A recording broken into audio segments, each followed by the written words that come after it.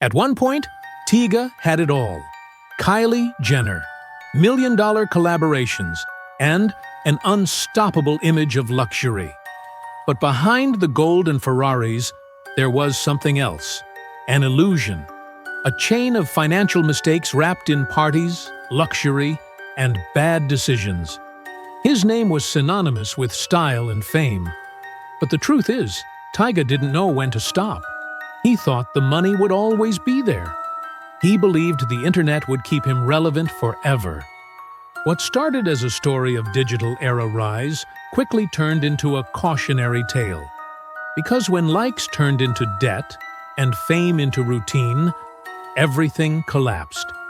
This is not the story of a sudden failure. It's the tale of a silent downfall disguised as success. A fame built on sand. And when the millions vanished, the castle crumbled. This is the story of how Michael Ray Stevenson, better known as Tyga, made over 100 million and still lost it all. Tyga wasn't born rich. He was born in Compton, California. He grew up among the streets and the opportunities offered by the West Coast. Rap, skateboarding, and a visual culture that left a mark on him. But he also grew up seeing fame as a fast lane, a way out.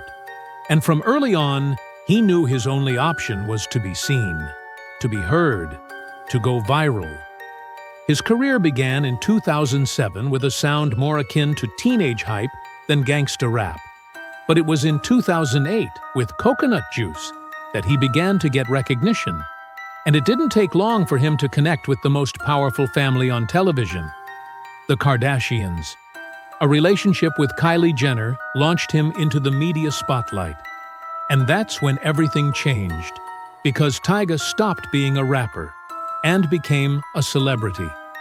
He signed with Young Money, Lil Wayne's label, collaborated with Drake, Chris Brown, and Nicki Minaj, and in 2012, he released Rack City, a song that turned him into a multimillionaire.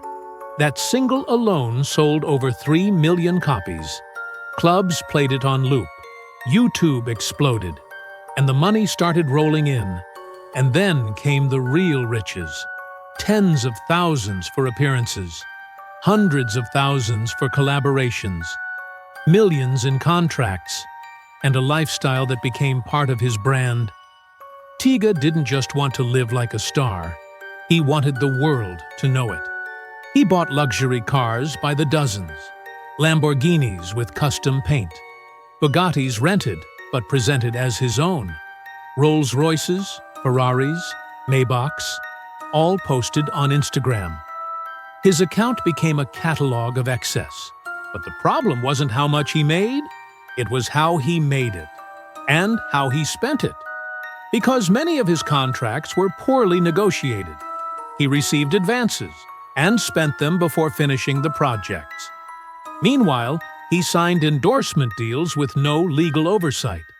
He invested in clothes, watches, and homes he couldn't even maintain. He bought a mansion in Calabasas for over $6 million, but didn't pay the mortgage. He owed the owner hundreds of thousands, and they sued him. And it wasn't just once. Tyga was sued for unpaid rent on more than 5 different properties. His luxury cars were repossessed. His name appeared in over a dozen civil lawsuits. And yet, he kept posing on Instagram as if nothing were happening. One of the mansions he rented for $17,000 a month, he never fully paid for. He decorated it, shot music videos, threw parties, and left behind a debt of nearly $200,000. The owner sued him, and worst of all, Tyga didn't even show up to court, because Tyga thought fame protected him, and for a while, it did. While his relationship with Kylie Jenner continued generating headlines, brands kept hiring him. But when that relationship ended, and his music started to decline, the money didn't come in the same way. But the problem wasn't how much he made, it was how he made it, and how he spent it. Because many of his contracts were poorly negotiated. He received advances and spent them before finishing the projects. Meanwhile, he signed endorsement deals with no legal oversight. He invested in clothes, watches, and homes he couldn't even maintain. He bought a mansion in Calabasas for over $6 million, but didn't pay the mortgage. He owed the owner hundreds of thousands, and they sued him. And it wasn't just once. Tyga was sued for unpaid rent on more than 5 different properties. His luxury cars were repossessed. His name appeared in over a dozen civil lawsuits. And yet, he kept posing on Instagram as if nothing were happening. One of the mansions he rented for $17,000 a month, he never fully paid for. He decorated it, shot music videos, threw parties, and left behind a debt of nearly $200,000. The owner sued him, and worst of all, Tyga didn't even show up to court, because Tyga thought fame protected him, and for a while, it did.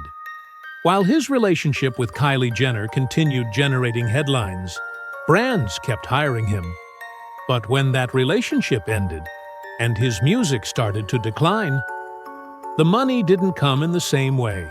Unlike other artists who diversified their wealth, Tyga bet everything on the present. He had no financial structure, no real team, just a circle of friends, parties, and egos. His accounts were a mess, his life a contradiction. Wealthy in appearance, but with debts around every corner. And then came the public humiliations. A Beverly Hills jeweler sued him for not paying for a $200,000 watch. They chased him at events, waited outside nightclubs to serve him court summons. He was arrested for failing to pay a debt related to a luxury car. And every headline went viral. But Tyga, far from hiding, kept feeding the persona. He posted pictures with new chains, announced new cars, posed with influencers and actresses, as if scandal didn't affect him, as if it were all part of the show. And for many, it was. Because Tyga became a pop culture figure more for his personal life than for his music. But that came at a cost. His albums stopped selling. His tours started to empty out. Brands began to hesitate. And he kept living as if the money would never stop coming. And then, it stopped. The cash flow stopped. And Tyga wasn't ready. His income was no longer steady. But his debts were. And while he tried to maintain the facade of luxury, creditors began to close in. Open lawsuits, fines, contract breaches, and a completely shattered business reputation, because investors no longer trusted him, and neither did banks. Every time he announced a new project, someone would show up demanding unpaid bills. But the most alarming thing was his behavior. Tyga lived in a parallel universe, a world where money was image, and image was more important than reality. He posted videos with stacks of cash, but didn't pay the workers in his videos. He flaunted private jets, but flew commercial under a different name. He showed off luxury watches, but many were rented or loaned by brands that later sued him for not returning them. The paradox was clear. Tyga was famous, followed by millions. But financially, he was broke. And the worst part? He wouldn't admit it. For years, Tyga denied his financial problems, ignored lawsuits, ignored court summons, ignored warnings from those trying to help, and instead kept building a fantasy character, an idealized version of himself, created for social media. But that fantasy came at a price, and no one wanted to pay it anymore. That's when he hit rock bottom.